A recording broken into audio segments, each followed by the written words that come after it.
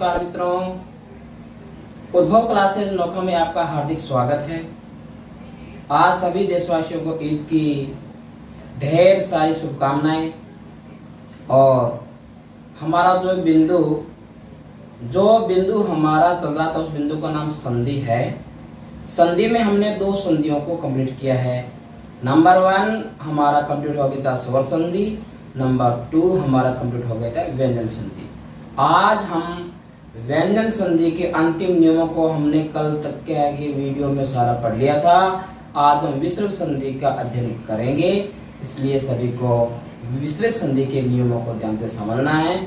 विसर्ग संधि के यानी कि 10 या 11 नियम है सारे, मतलब मिला करके, ठीक है। इसलिए आज आपको विसर्ग संधि के बारे में जानकारी हासिल करनी है। तो अपन आ जाते हैं अपने बिंदु पे कि क्या है विसर्ग संधि।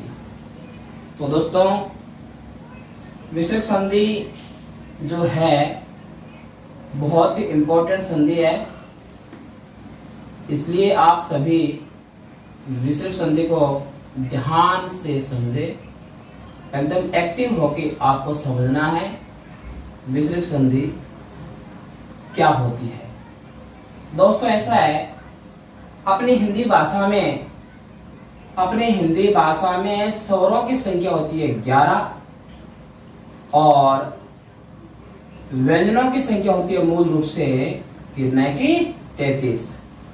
मिलाकर के दोनों को ये बनते हैं 44। इनको कहा जाता है वर्ण।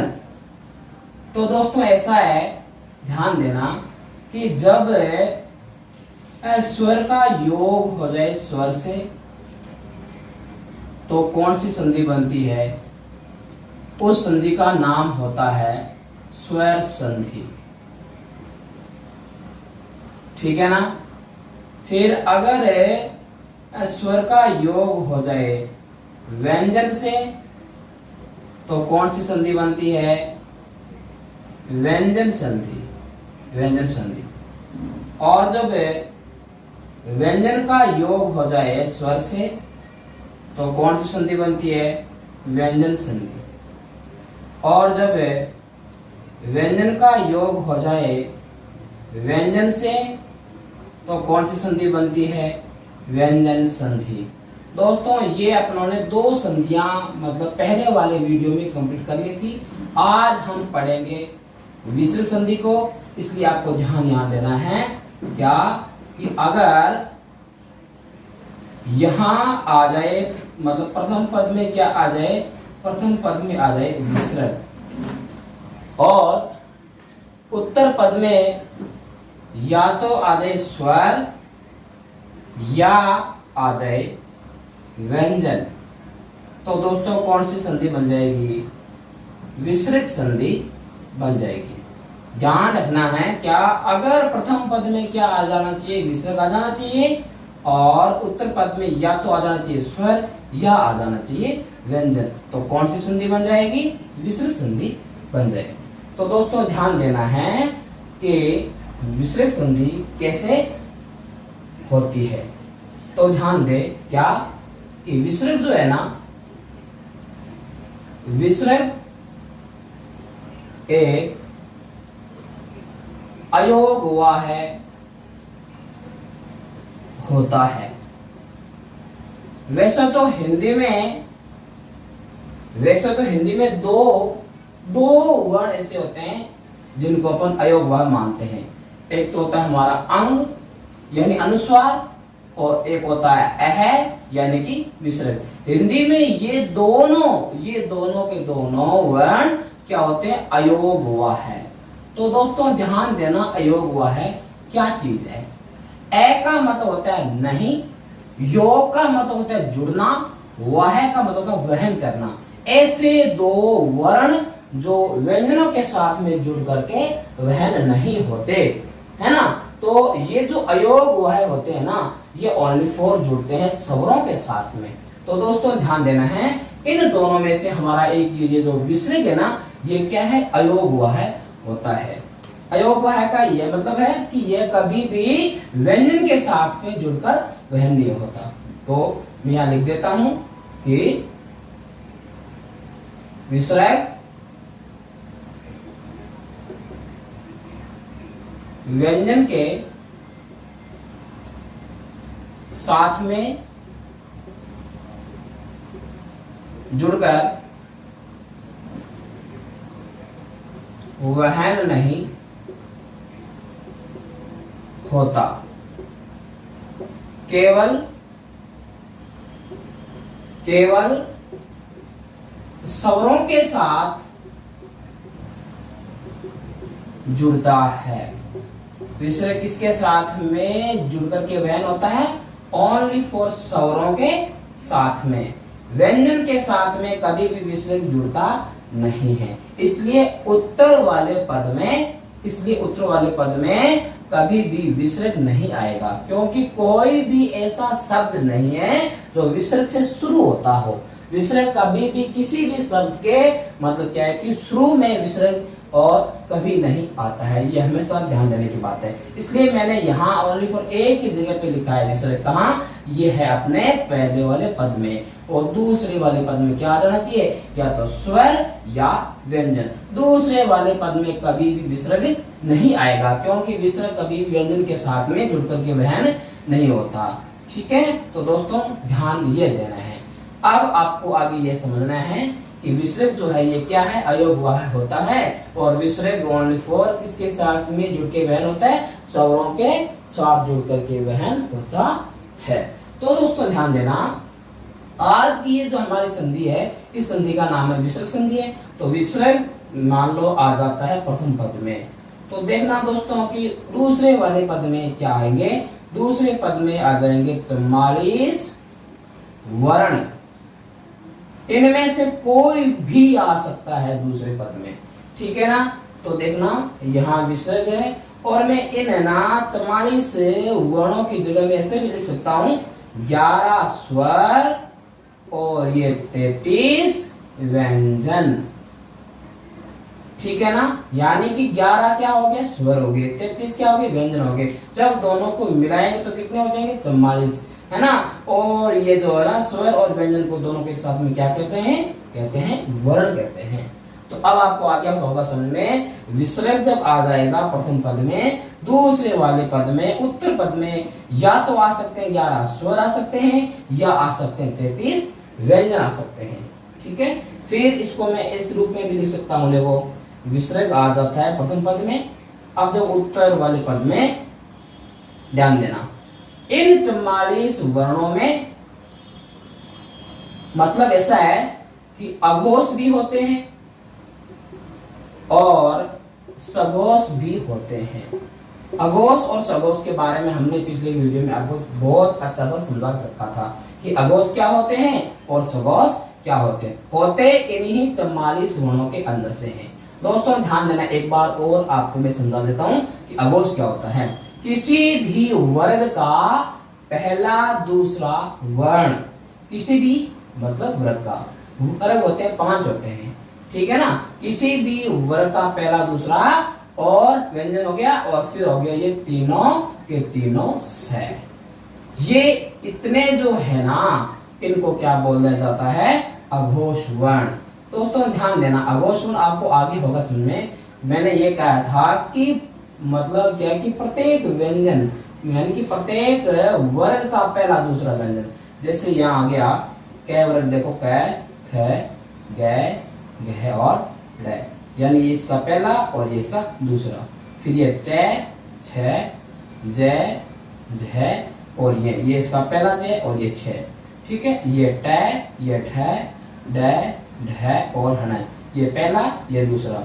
फिर ये देखो आपका त, ये थ, द, ध और न, ये वाला पहला और ये दूसरा। फिर ये प, फ, ब, भ और म, ये पहला और ये दूसरा। और फिर ये र, ल, व, ये होगी अंतस्थ। और फिर ये स, और ये हो गए उस व्यंजन। इन उस व्यंजनों में से ये तीनों के तीनों से। अब देख लो, किसी भी वर्ग का पहला दूसरा, ये पहला दूसरा पहला दूसरा पहला दूसरा पहला दूसरा पहला दूसरा और ये तीनों के तीनों से, ये क्या कहलाते हैं? अघोष। ये क्या कहलाते हैं? अघोष कहलाते हैं। और इनके अलावा जो जो इन सर्किल से बाहर है, इन सबको किस में गिने जाएंगे? सघोष में गिने जाएंगे।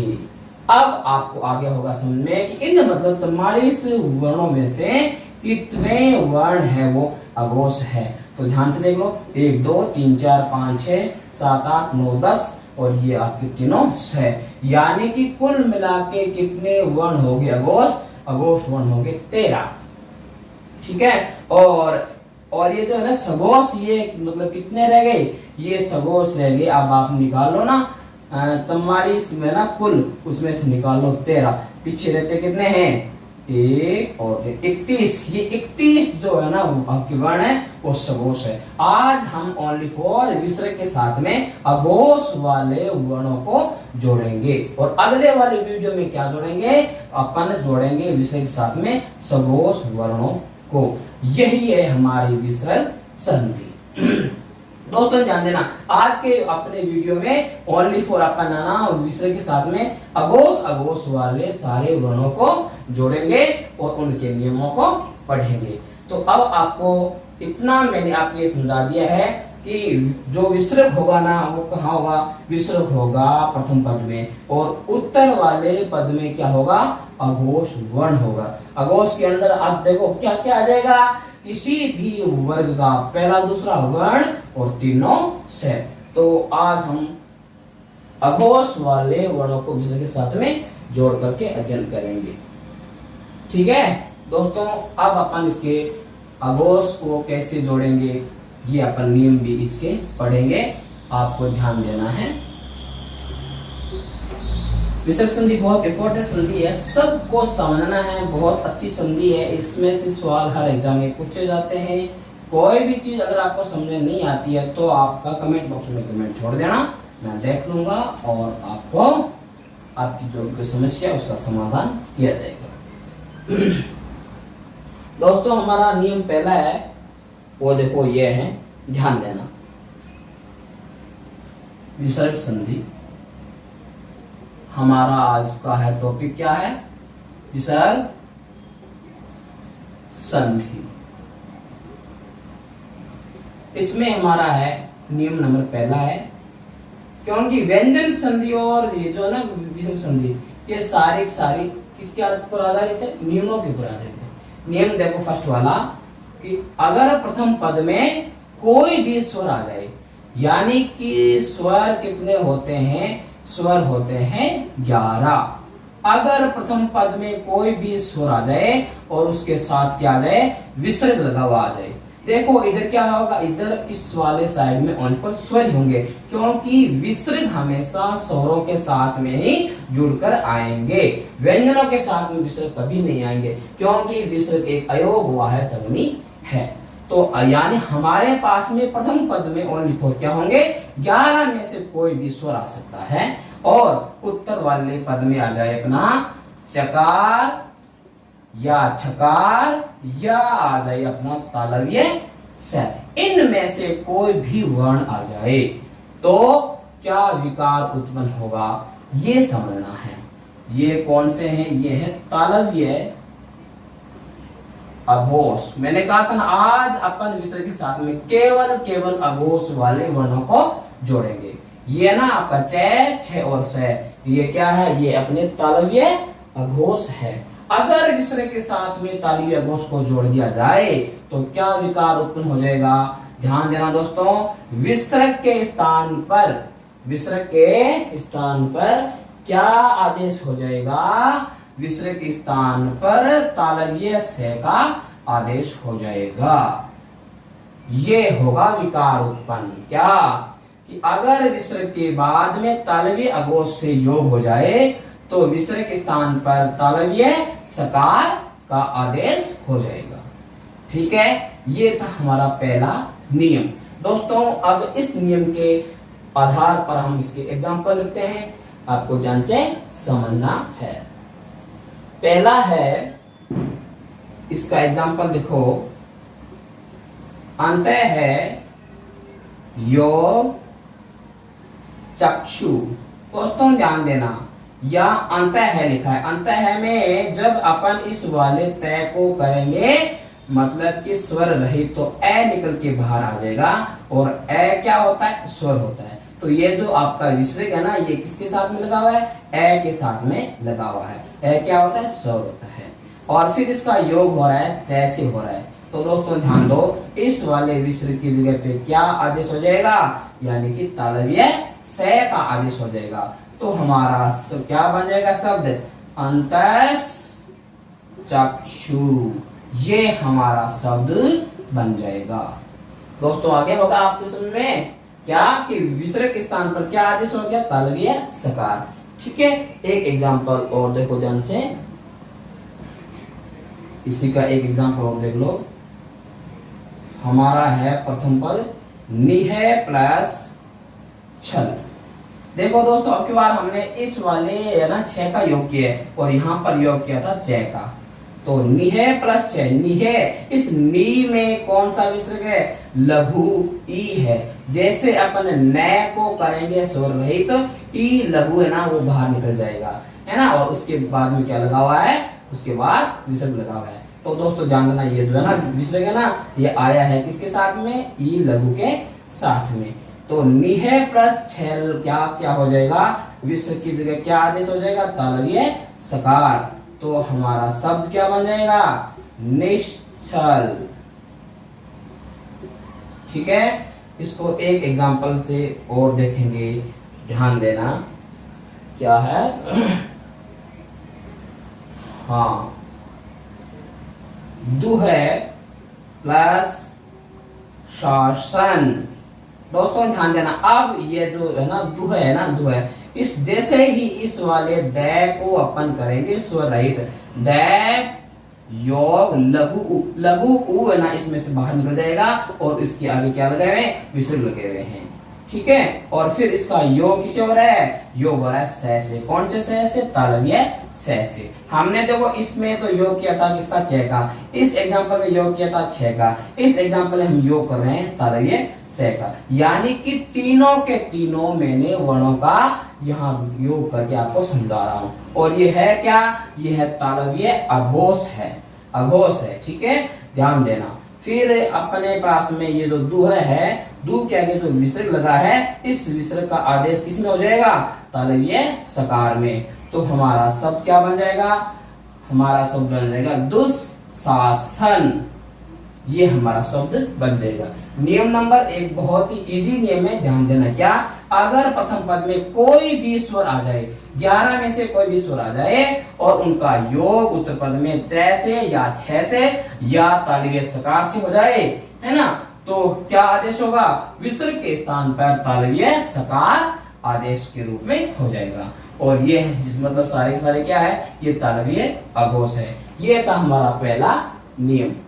ठीक है, अब हम पढ़ेंगे इसी के दूसरे नियम को।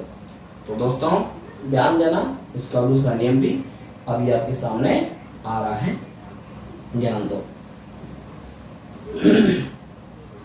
आगे होगा नियम नंबर 1 आपको समझ में। अब हम लिखते हैं नियम नंबर 2, ध्यान देना। आज हम पूरे वीडियो में विसर्ग के साथ में ओनली फॉर अघोष वाले वर्णों को ही जोड़ के समझाएंगे।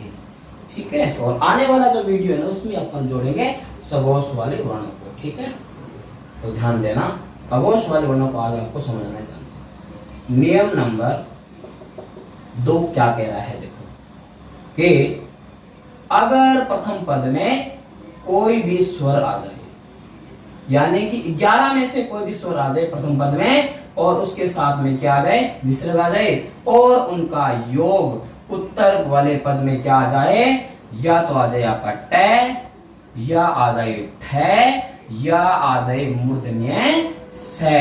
अगर इनसे योग हो जाता है तो क्या विकार उत्पन्न होगा। पहले इनको ये समझना है कि ये क्या है, ये सारे के सारे क्या है, ये है आपके मूर्धन्य अघोष। क्या है आपके, मूर्धन्य अघोष है। ठीक है, तो ध्यान देना, मैंने कहा था कि किसी भी वर्ग का पहला और दूसरा ये आ गया पहला, ये वाला ट पहला है और ठ दूसरा है, और यानी कि मतलब तीनों के तीनों से इसमें आ गए ये मूर्धन्य से आ गया, सकार आ गया। ठीक है, इनका योग होगा किससे? विसर्ग से। तो देखो क्या विकार उत्पन्न होगा, विसर्ग के स्थान पर मूर्धन्य सकार का आदेश हो जाएगा। ये है हमारा नियम नंबर 2 कि अगर प्रथम पद में 11 में से कोई भी स्वर आ जाए, दोस्तों ध्यान देना, बहुत बहुत सिंपल नियम है। क्या? अगर 11 में से मतलब कोई भी स्वर आ जाए, उसके बाद में विसर्ग आ जाए और उनका योग हो जाए मूर्धन्य अघोष से, तो क्या विकार उत्पन्न होगा? विसर्ग के स्थान पर क्या आदेश हो जाएगा? मूर्धन्य सकार आदेश हो जाएगा। ये था हमारा नियम नंबर 2। अब इसको समझेंगे एग्जाम्पल से। दोस्तों ध्यान देना है, नंबर 1 इसका एग्जाम्पल क्या, देखो, नि है प्लस योग हो रहा है किससे? है वाले वर्ण से। तो दोस्तों ध्यान देना, विसर्ग के स्थान पर क्या आदेश हो जाएगा? मूर्धन्य सकार। तो हमारा शब्द क्या बन जाएगा? निष्ठुर। हमारा शब्द बन जाएगा निष्ठुर। निहे प्लस ठुर। देखो ये जो न है ना, इसके साथ में लघु ई लगा हुआ है, और लघु ई क्या होती है? 11 में से एक स्वर होता है, और उसके साथ में क्या लगा हुआ है? विसर्ग लगा हुआ है। मैंने ये कहा है विसर्ग एक अयोग वह ध्वनि है जो केवल किसके साथ में लगेगी?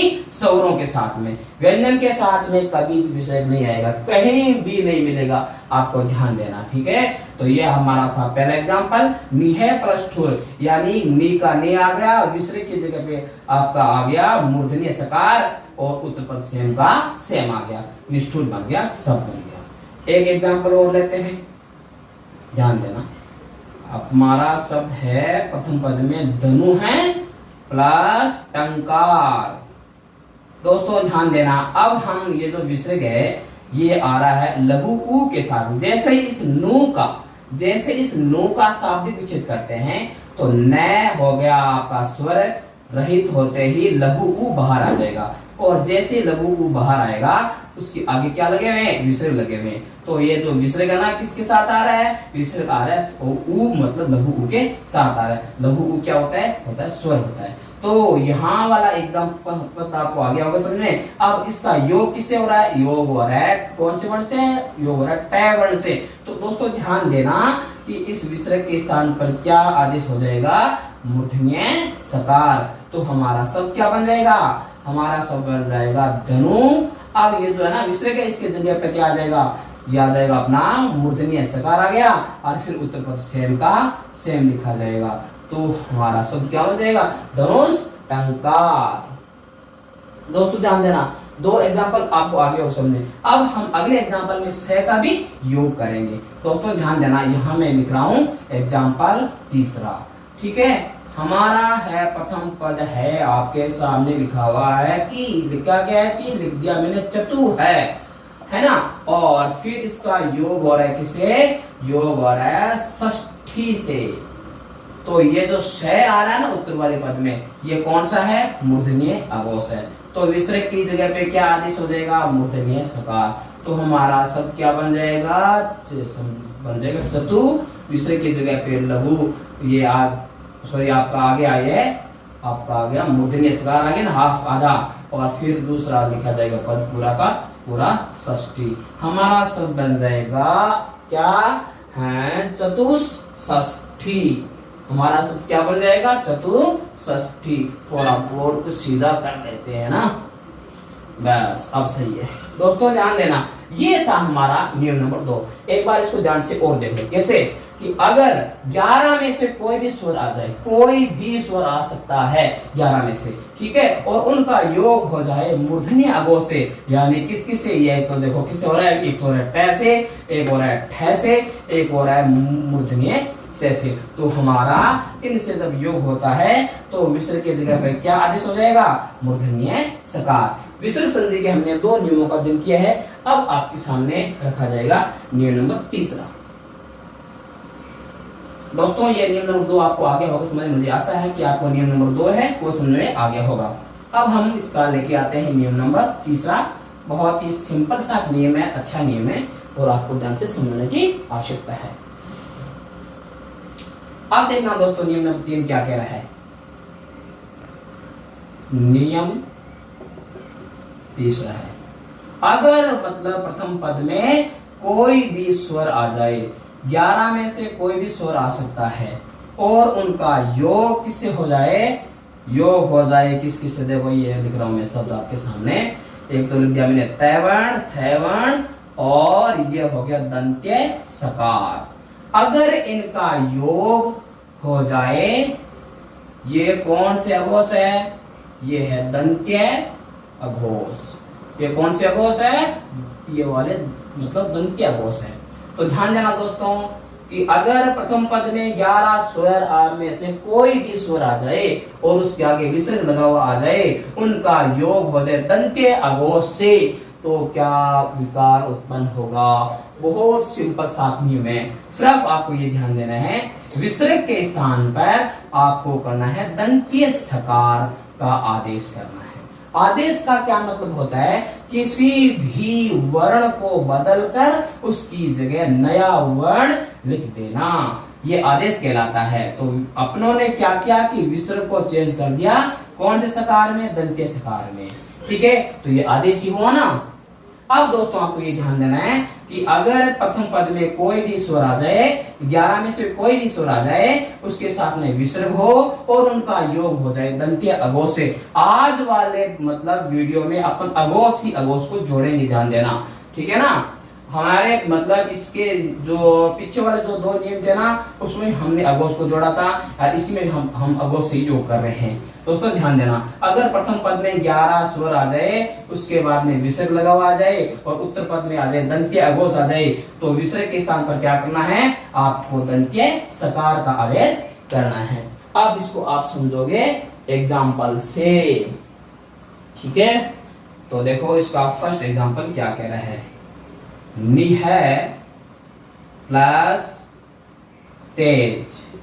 दोस्तों ध्यान देना, ये था हमारा प्रथम पद, इसमें लिखा हुआ था नी। जैसे नी का शाब्दिक विच्छेद करते हैं तो न के नीचे हलंत लगते ही लघु ई बाहर आ जाएगा और उसके बाद में क्या लगा हुआ है, विसर्ग लगा हुआ है। विसर्ग क्या है, अयोग हुआ है ध्वनियां, जो किसके साथ में मतलब योग करती है, ओनली फॉर स्वरों के साथ में जुड़कर वहन होती है। और उसका योग किससे हो रहा है, योग हो रहा है कौन से वर्ण से, इस वाले तय वर्ण से योग हो रहा है। तो इस विसर्ग के जगह पर क्या विकार उत्पन्न हो जाएगा, हमारे पास में दंत्य सकार का आदेश हो जाएगा।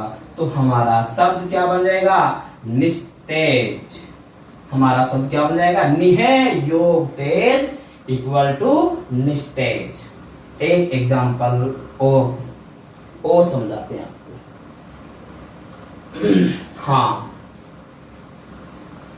वी है योग थापित, वी है योग थापित। हमारे पास में था प्रथम पद वी के साथ में क्या है, विसर्ग और उत्तर पद में क्या लगा हुआ है, थापित, ये लिखा हुआ है। तो दोस्तों ध्यान देना, अब किससे योग हो रहा है, अब योग हो रहा है थे से। तो दोस्तों ध्यान देना, विसर्ग के जगह पे क्या आदेश हो जाएगा, दंत्य सकार, ठीक है। तो हमारा शब्द क्या बन जाएगा, वी का वी लिख दिया ना, और अपने पास में जो ये ना विसर्ग है ना, इसकी जगह पे आ जाएगा दंत्य सकार आ गया, फिर उत्तर पद सारा का सारा सेम लिखा जाएगा। हमारे पास में जो शब्द है उससे बन जाएगा विस्थापित, विहे योग थापित इक्वल टू विस्थापित, ठीक है। अब इसको एक नियम, एक उदाहरण से और समझेंगे ताकि सारे के सारे वर्णों का योग हो जाए। हाँ देखना दोस्तों, ये हमारा प्रथम पद नि है योग सार, तो हमारे पास में ये से योग हो रहा है। से क्या है, दंत्य अघोष है, तो इस विसर्ग के स्थान पर क्या आदेश हो जाएगा, दंत्य सकार का। तो हमारे पास में हम इससे क्या बन जाएगा शब्द, निस्सार। क्या बन जाएगा, निस्सार बन जाएगा। तो दोस्तों मुझे आशा है आपको नियम नंबर 3 भी आपको समझ में आ गया होगा, ठीक है। अब हम आगे नियम नंबर 4 की चर्चा करेंगे, ठीक है ना। आज हम पढ़ रहे हैं विसर्ग संधि और उसमें हम अघोष वाले वर्णों को योग कर रहे हैं और इसमें हम ये मतलब देख रहे हैं कि क्या विकार उत्पन्न हो रहा है। दोस्तों अब आएगा हमारा नियम नंबर 4। ये हमारा नियम नंबर 4 है। आराम से इसको समझो, और समझ नहीं आए तो मेरे को कर देना, कमेंट कर देना। हाँ, नियम नंबर ये कह रहा है दोस्तों चौथा, कि अगर प्रथम पद में ए या आ के अलावा, ए या आ के अलावा क्या आ जाए, स्वर आ जाए। तो दोस्तों ध्यान देना कि ए आ के अलावा स्वर कितने रह गए। जब मान लो कि आ जाता है प्रथम पद में ए आ जाता है, तो ए के अलावा स्वर रह गए पीछे कितने, 10। और आ के अलावा, ए या आ के अलावा आ जाए तो भी पीछे रहते हैं स्वर कितने, 10 तक। तो ध्यान देना, ए आ के अलावा स्वर आ जाए, ठीक है, और उनका योग हो जाए कै, ख, पै और फै से इनका योग हो जाए। तो दोस्तों ये आ जाए उत्तर पद में कै, ख, पै, फै, इनमें से मतलब क्या कोई भी आ जाए, और यहाँ ए आ के अलावा क्या आ जाए, स्वर आ जाए, और उसके बाद में क्या आ जाए, विसर्ग आ जाए। तो दोस्तों क्या विकार उत्पन्न होगा, यह समझना है, यह समझना है। तो देखो बहुत सिंपल सा नियम है। अगर मतलब हमारे पास में प्रथम पद में ए आ के अलावा कोई भी स्वर आ जाए, ए आ नहीं आना चाहिए, ये ध्यान देना। ए आ के अलावा जितने भी है ना आपके पास स्वर है, उनमें से कोई भी स्वर आ सकता है। ए आ के अलावा स्वर आ जाए, उसके साथ में विसर्ग भी हो, और उनका योग मतलब कै, ख, पै, फ, इनमें से किसी से भी योग होता हो, तो विसर्ग के स्थान पर क्या आदेश हो जाएगा, मूर्धन्य सकार। ये ध्यान देना है, विसर्ग के स्थान पर क्या आदेश हो जाएगा, मूर्धन्य सकार। दोस्तों अब हम इसको समझेंगे एग्जाम्पल से। हमारा फर्स्ट एग्जाम्पल है आवी विसर्ग योग कार। दोस्तों आप ये मत समझना कि सर आपने बोला था ना ए आ के अलावा सर यहाँ तो आ रहा है, तो संधि में इससे योग नहीं हो रहा है। संधि में प्रथम पद का जो अंतिम होता है ना वर्ण, उससे योग होता है ना, और उत्तर वाले पद के प्रथम वर्ण से योग होता है संधि में, ठीक है। तो जैसे अपन इस वी का विच्छेद करेंगे, शाब्दिक विच्छेद करेंगे, तो वह योग लघु ई, इसमें क्या आ रही है, लघु ई आ रहा है, यानी ए आ के अलावा आ रहा है, स्वर आ रहा है ना। वी में लघु ई है, तो लघु ई क्या है, ए आ के अलावा क्या है, स्वर है, और उसके साथ में क्या आ रहा है, विसर्ग आ रहा है। फिर उसका योग किससे हो रहा है, वो हो रहा है कै वर्ण से हो रहा है। तो दोस्तों बता दो कि इस विसर्ग की जगह पर क्या आदेश हो जाएगा, मूर्धन्य सकार। तो हमारा शब्द क्या बन जाएगा, आवी, विसर्ग का आदेश हो जाएगा स में, और फिर उत्तर पद आ जाएगा कार, आविष्कार, ठीक है। हमने इस वाले कै का योग करके देख लिया। फिर दूसरा एग्जाम्पल देखना है। दूसरा एग्जाम्पल क्या है समझना दोस्तों। हाँ, दूसरा है निह योग, दूसरा पद आ गया खंड। दोस्तों ध्यान देना, इसमें ख से मतलब योग होगा, ठीक है, और यहाँ पे लिखा हुआ है नी आ रहा है प्रथम पद में। नी का जैसे अपन शाब्दिक विच्छेद करेंगे ना, तो न योग लघु ई आएगा। तो इसमें देखो ये आ रहा है, लघु ई आ रहा है ना, मतलब ए आके अलावा आ रहा है, स्वर आ रहा है ना। फिर इसका योग हो रहा है विसर्ग से, और आगे किससे योग हो रहा है, ख से। तो विसर्ग की जगह पर क्या आदेश हो जाएगा, मूर्धन्य सकार, ठीक है। तो हमारा शब्द क्या बन जाएगा, निष्खंड। दोस्तों हमने कै और ख का योग हमने सीख लिए। अब हमारा एग्जाम्पल आ रहा है तीसरा, देखना ध्यान से। निह योग पाप। देखो दोस्तों हमारे पास में प्रथम पद में निह आ रहा है। निह मतलब क्या है, न के साथ में लघु ई है, और इसके साथ में लगे हुए विसर्ग लगे हुए। न के साथ में क्या, लघु ई। लघु ई क्या है, ए आ के अलावा स्वर है, और इसका योग आ रहा है किससे, पै से हो रहा है। तो बताओ विसर्ग की जगह पर क्या आदेश हो जाएगा, मूर्धन्य सकार। तो हमारा शब्द क्या बन जाएगा, निष्पाप। हमारा शब्द क्या बन जाएगा, निष्पाप, ठीक है। अब देखना एक एग्जांपल और इसका लिखते हैं, क्योंकि अभी तक हमने फे का योग नहीं किया है ना। तो देखो निह योग फल।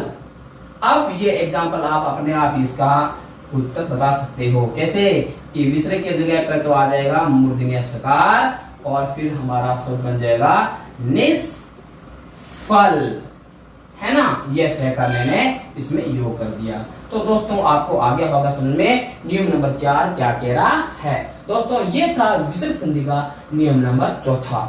ठीक है, तो मुझे आशा है कि आपको ये नियम नंबर 1 से लेकर के 4 तक नियम आपको अच्छे से समझ में आगे होंगे। ठीक है, अब हम करते हैं नियम नंबर 5 की चर्चा। ठीक है, देखिए दोस्तों, व्यंजन संधि और विसर्ग संधि के है ना खाली क्या है नियम ही होते हैं, इसके कोई मतलब भेद नहीं होते।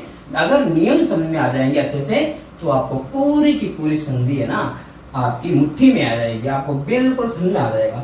ठीक है, अब हम नियम नंबर 5 की चर्चा करेंगे। दोस्तों ध्यान देना, ये है हमारा नियम नंबर 5। नियम नंबर 5 देखना, नियम नंबर 5 क्या कह रहा है। हाँ, हमने नियम नंबर 4 में ए आ को छोड़ा था, हमने ऐसे कहा था कि ए आ के अलावा कोई भी स्वर आ जाए। हमने नियम नंबर 4 में ए आ को छोड़ा था और ऐसे कहा था कि ए आ के अलावा स्वर आ जाए, है ना, और उसका योग हो जाए कैसे, खैसे, पैसे, फैसे। तो मतलब क्या है कि विसर्ग के स्थान पर क्या आ जाएगा मूर्धन्य सकार। लेकिन नियम नंबर 5 में हम ए आ को साथ मिलेंगे, क्योंकि नियम नंबर 4 में ए आ को हमने छोड़ दिया था। अब यहाँ नियम नंबर 5 में ए आ को ले लेंगे। तो देखना कि अगर प्रथम पद में ए या आ जाए और उसके साथ में विसर्ग हो, नियम नंबर 4 में ए आ को छोड़ा था, नियम नंबर 5 में इसलिए मैं ए आ को ले रहा हूं क्योंकि इसको छोड़ना नहीं है ना, और उसका योग हो जाए कैसे या खैसे या पैसे या फैसे।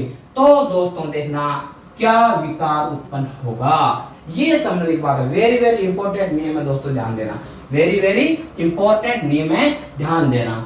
ठीक है, अब ध्यान देना दोस्तों, अब देखना क्या कह रहा है नियम नंबर 5। ऐसा है कि मतलब क्या है कि जब प्रथम पद में ए आ के साथ में विसर्ग लगा हुआ हो और उनका योग कै खे पै फे में से किसी भी वर्ण से होता हो तो क्या विकार उत्पन्न होगा, नो चेंज। यानी कि कहने का मतलब क्या है, कुछ भी विकार उत्पन्न नहीं होगा, कुछ भी नहीं होगा, ना आदेश होगा, न आगम होगा, न लोप होगा, कुछ भी नहीं आपको चेंज करना है, सेम के सेम ही वापिस लिखने हैं दोनों पदों को, है ना।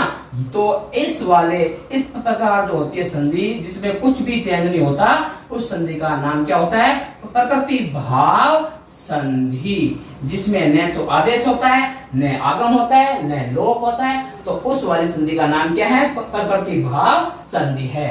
ध्यान ये रखना है कि अगर प्रथम पद में ए या आ जाए और उसके साथ में मतलब विसर्ग लगा हो और उनका योग कैसे, खैसे, पैसे, फैसे हो जाए, है ना, तो क्या विकार उत्पन्न होगा, कुछ भी नहीं, नो चेंज है ना। तो ध्यान देना है, इस वाली संधि का नाम क्या हो गया, प्रकृति भाव संधि। यह विसर्ग संधि में ही आती है, ध्यान देना। ठीक है, तो अब आप इसको समझेंगे एग्जांपल से। नंबर 1 है मने है योग कामना। दोस्तों ध्यान देना, यहाँ पे क्या है, मने है, यानी ये जो न है ना, न में ए लगभग जुड़ा है। न को जैसे बोलेंगे ना न, तो इसमें आपको ए की ध्वनि सुनाई देगी, है ना। न को थोड़ा सा लंबा खींच देगी, न ऐसे बोलेंगे ना तो न में ए की ध्वनि आपको आएगी। फिर हमारे देखेंगे कि ए इसके साथ में क्या लगा, विसर्ग लगा हुआ है और उसका योग किससे हो रहा है, कामना से, यानी कि ये जो है ना, ये कै है ना, इससे योग हो रहा है। तो देखो कि विसर्ग की जगह पे क्या होगा, चेंज कुछ भी नहीं होगा ना, तो हमारा सब क्या बन जाएगा, वापिस सेम का सेम, मन है कामना। दोस्तों इसकी जगह लोग ऐसे करते हैं, लिख देते हैं मनोकामना, वो पूरा का पूरा रॉन्ग है। ठीक है, ध्यान देना, यानी कि यहाँ आ रहा है मन है योग कामना, तो इसका विच्छेद नहीं, सॉरी, इसका क्या बन जाएगा शब्द, मन है कामना बन जाएगा, यानी इसमें चेंज कुछ भी नहीं करना है। ठीक है, फिर एक और देखो दोस्तों, हमारा शब्द है बेटा पै पान। तो इसमें भी देखो यहाँ आ रहा है ए के साथ में आ रहा है, विसर्ग आ रहा है और इसका योग हो रहा है पैसे, तो भी क्या हो जाएगा, पै पान, सेम आ रहा है, देखो आ रहा है ना, इसमें कुछ भी चेंज नहीं हो रहा है।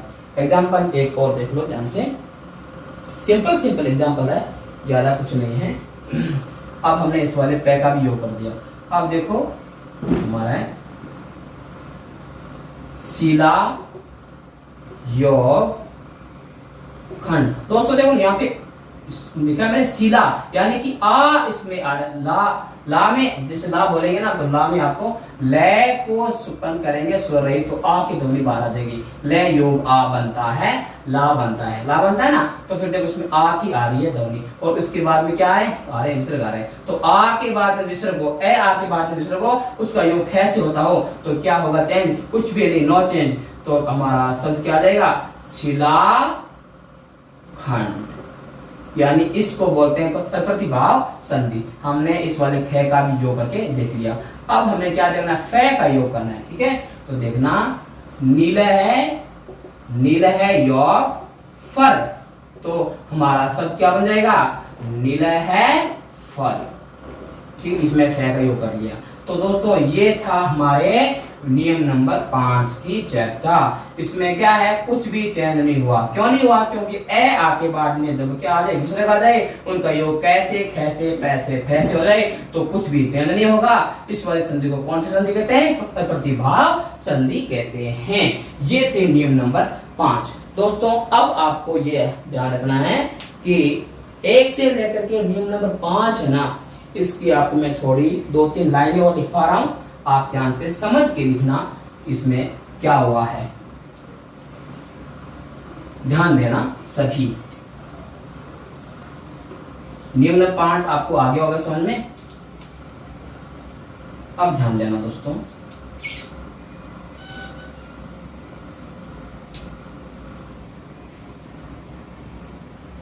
हाँ हमारा चल रहा था बिंदु विसर्ग संधि, है ना। दोस्तों ध्यान देना, क्या लिख रहा हूं, लाइनें बहुत इंपॉर्टेंट है। यदि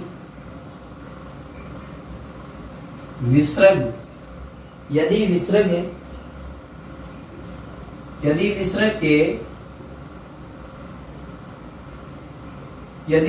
के साथ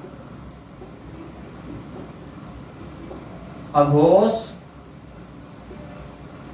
वर्णों को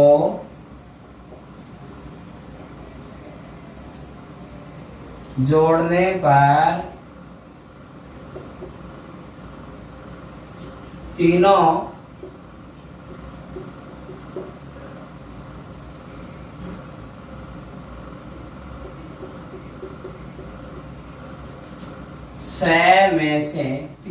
सह में से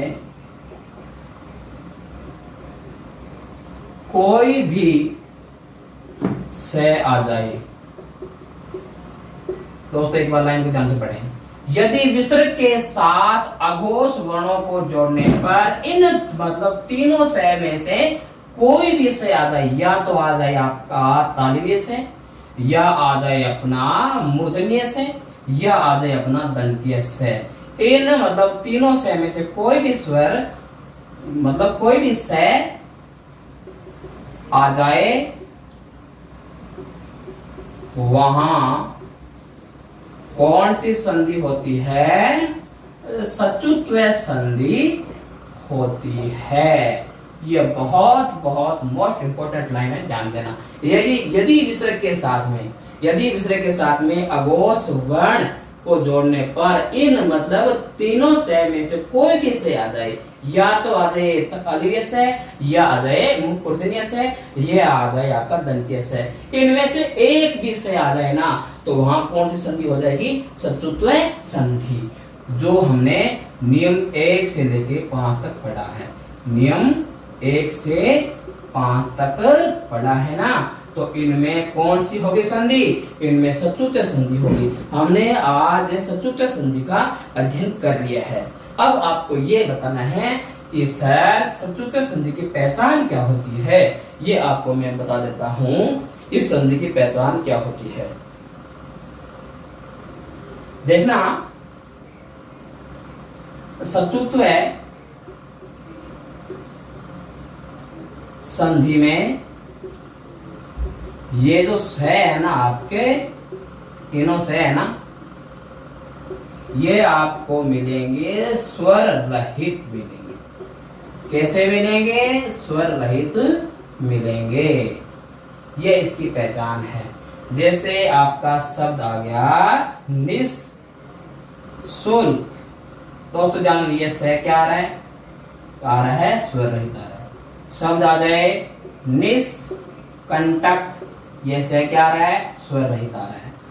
शब्द आ जाए निस्तेज, तो ये से क्या आ रहा है? स्वर रहित आ रहा है।